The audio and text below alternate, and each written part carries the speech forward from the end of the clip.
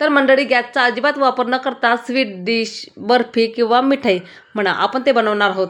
त्यामध्ये 200 ग्रॅम इथं milk powder घेतली, 100 ग्रॅम खोबऱ्याचा खीस घेतला आहे आणि 50 ग्रॅम इथं पिठी साखर घेतली.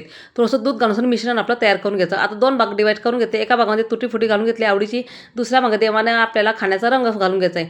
जो आवडेल असेल तो मिश्रण आपल्याला एकजीव करून घ्यायचं. एक बटर पेपर किंवा कुठलाही पेपर घ्या तुम्ही, त्यावर हे आधीचं मिश्रण जे होतं कलर घातलं त्यावर आपलं पसरून लाटून घ्यायचं, म्हणजे पातळ लांबसडक असा पोळी त्याची लाटून घ्यायची.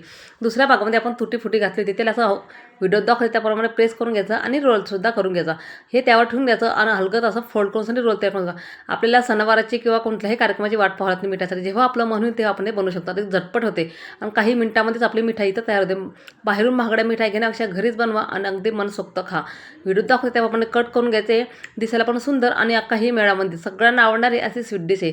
झटपण कोणाकडे घरी पाहुणे जर आला पण लवकर ही स्वीट डिश बनवू शकतो. आजचा व्हिडिओ थोडासा जरी आवडला असेल तर एक लाईक नक्की करा. तो बाय बाय.